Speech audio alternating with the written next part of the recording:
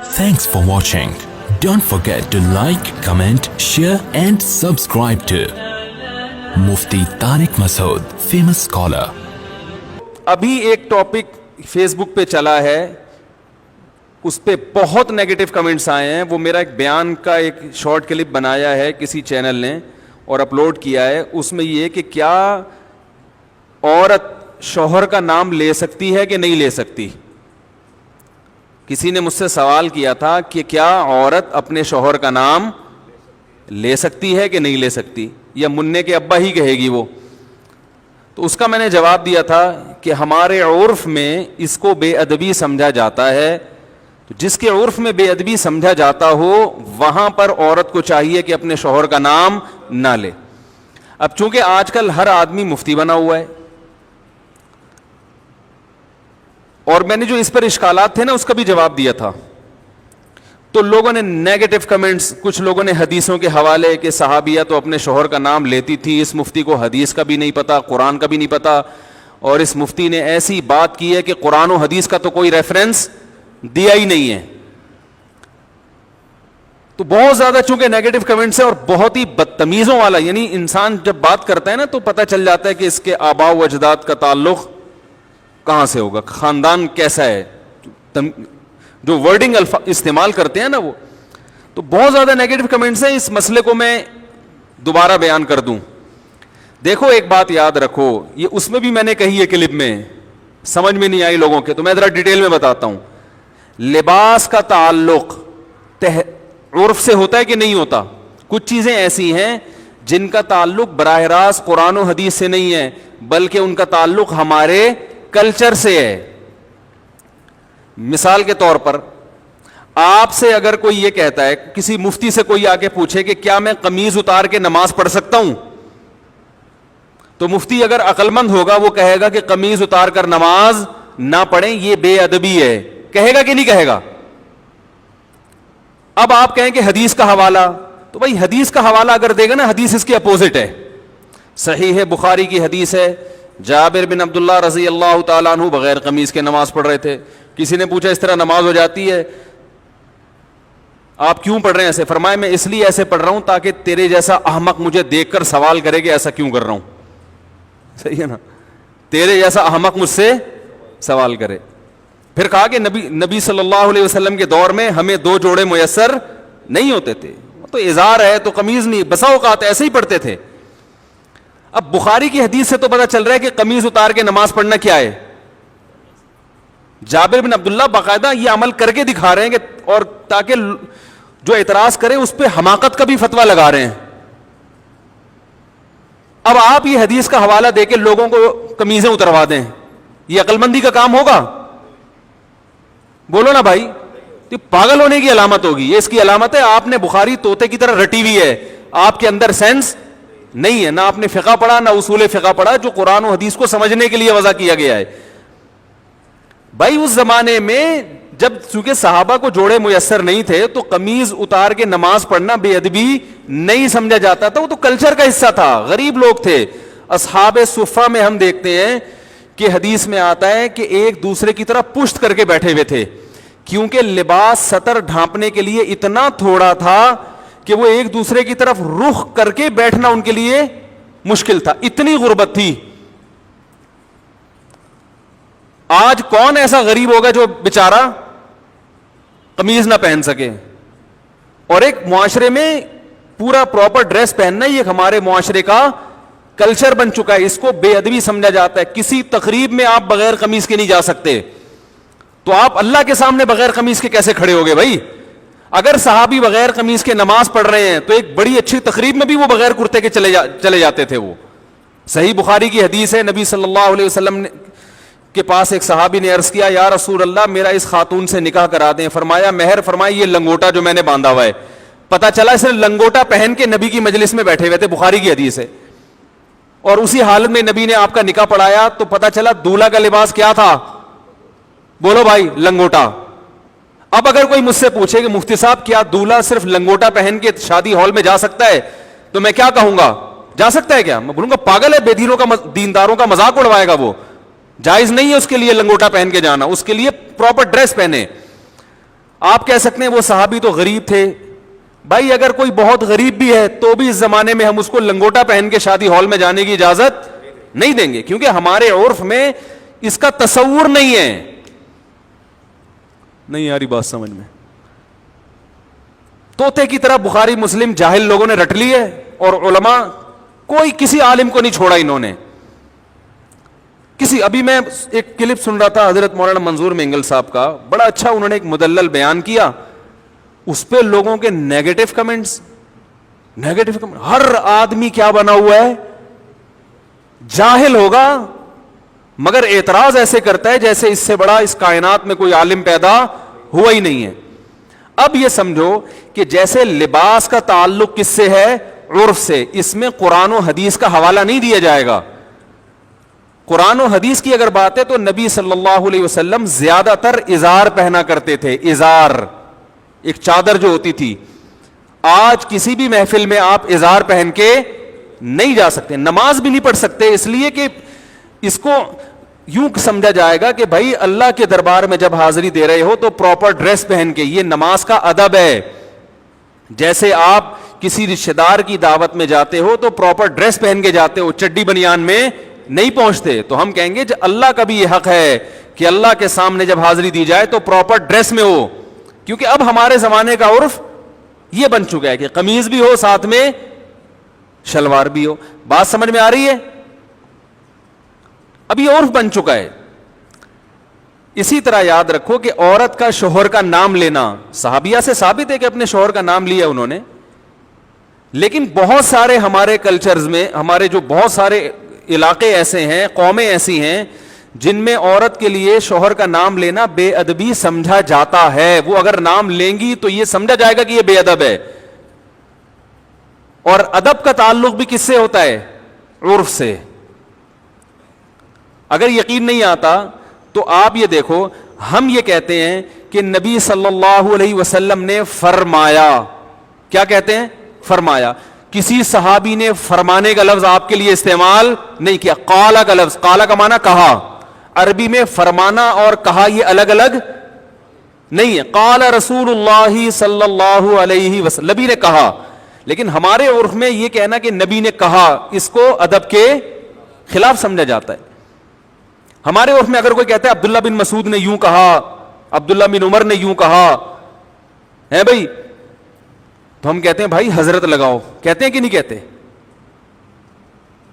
حضرت لگاؤ, اور بہتر ہے آخر میں رضی اللہ عنہ بھی لگاؤ. کوئی کہ بخاری سے دکھاؤ کہاں حضرت لگانا کہاں سے ثابت ہے. بھائی صحابہ کا ادب کرنا تو بخاری مسلم سے ثابت ہے. ادب کا اسٹائل کیا ہوگا یہ آپ کو آپ کا کلچر بتائے گا, یہ بخاری مسلم نہیں بتائے گی. ہر چیز میں بخاری مسلم کا مطالبہ کرنا جہالت ہے. تو یہ تو شریعت ہمیں بتائے گی کہ شوہر بیوی پر لازم ہے کہ وہ شوہر کا ادب کرے. ادب کا اسٹائل کیا ہوگا, طریقہ کیا ہوگا, یہ بخاری مسلم نہیں بتائے گی, یہ آپ کو آپ کا کلچر بتائے گا. یہاں تک آ گئی سمجھ میں؟ تو اتنے بیوقوف ہم نہیں ہیں جتنے آپ ہمیں سمجھتے ہو, ٹھیک ہے نا. ہم نے بھی پڑھی ہے بخاری مسلم الحمدللہ. اور میرے جو استاد تھے نا شیخ الحدیث, جن سے میں نے 8 سال جن سے اصلاحی تعلق قائم کیا, دن رات ان کی صحبت میں ہم دوزانوں بیٹھ کر صبح و شام ان سے سیکھتے رہے ہیں. انہوں نے 20 سال دارالعلوم کورنگی میں بخاری پڑھائی ہے. نہیں یاری بات, پڑھی نہیں ہے بلکہ پڑھائی ہے. تو کلچر کا تعلق کس سے ہوتا ہے؟ اب دیکھو امہات المومنین بھی رسول اللہ صلی اللہ علیہ وسلم کا نام نہیں لیتی تھی. کبھی حدیث میں آتا ہے کہ زوجہ نے کہا یا محمد, آپ کہہ سکتے ہیں اس لیے نہیں لیتی تھی کہ نام لینا ادب کے خلاف, اور وہ چونکہ نبی تھے اور قرآن نے ان کا نام لینے سے منع کیا کہ ایسے مت پکارو جیسے دوستوں کو پکارتے ہو. تو اس سے اتنی بات تو ثابت ہوتی ہے کہ بسا اوقات نام لینا بے ادبی سمجھا جاتا ہے. تو جس قوم میں نہیں سمجھا جائے گا وہ نام لیں, جس قوم میں سمجھا جاتا ہے وہ نام نہ لیں. اور آسان مثال بتاؤں, دیکھو اللہ نے عورت کا جو پردہ عورت پہ فرض کیا ہے, سگے بھائی سے پردہ فرض نہیں ہے, ایسا ہی ہے نا. سگے بھائی سے پردہ فرض نہیں. سگے بھائی کے سامنے عورت اپنی کلائیاں کھول سکتی ہے, اپنی پنڈلیاں کھول سکتی ہے, یعنی ان کا پردہ نہیں ہے, سر کے بال دکھا سکتی ہے, اس کا پردہ نہیں ہے. لیکن شریف خاندانوں میں اس کو معیوب سمجھا جاتا ہے, اور شریعت نے بھی اس کو معیوب سمجھنے پر پابندی نہیں لگائی. کسی بھی اچھے خاندان میں کبھی ایسا نہیں ہوتا کہ لڑکی جو ہے نا وہ گھٹنوں تک اسکارف پہن کے بھائی کے سامنے آگے بیٹھ جائے. اچھے خاندانوں میں ہم نے دیکھا ہے کہ جوان بیٹی جب باپ کے سامنے بیٹھتی ہے تو سر پہ, بولو نا, دوپٹہ لیتی ہے, کیونکہ عرف میں اس کو اچھا سمجھا جاتا ہے. تو ادب کا تعلق کس سے ہے؟ کلچر سے, بہت حد تک کلچر سے ہے, بہت حد تک عرف سے ہے. بعض لوگوں نے یہ بھی نیگیٹو کمنٹس کیے, اشکال کیا ہے کہ اچھا اگر کلچر ہی کو فالو کرنا ہے تو کتنی غلط رسومات ہیں جو شریعت کے خلاف ہیں, پھر تو وہ سب حلال ہو جائیں گی. تو بھائی شریعت کے خلاف ہونا الگ بات ہے, اگر شریعت نے اس کو غلط قرار دیا ہے تو پھر ہم اس کو غلط کہیں گے, یا اس کے نتائج غلط نکل رہے ہیں تو بھی غلط کہیں گے. عورت اپنے شوہر کا نام لے یا نہ لے, شریعت نے اس میں دونوں چیزیں رکھی ہوئی ہیں, بھائی لے بھی سکتی ہے اور نہیں بھی لے سکتی. شریعت نے یہ کہا بھائی ادب کرو, کسی قوم میں ادب کے خلاف سمجھا جا رہا ہے تو وہ نام نہ لے, ادب کے خلاف نہیں سمجھا جا رہا تو وہ نام لے, کیونکہ اس میں برا نہیں سمجھا جائے گا اس کو. ہم اس کو اس لیے پروموٹ کرتے ہیں اس کلچر کو, نام لینے والے کو, کہ شریعت میں شوہر کا بہت احترام ہے جو آج کل ختم. تو ہم کہتے ہیں کچھ تھوڑے بہت تمیز آداب باقی رہ گئے, اس کو تو باقی رہنے دو, اس کی وجہ سے تھوڑا سا شوہر کا احترام رہے گا.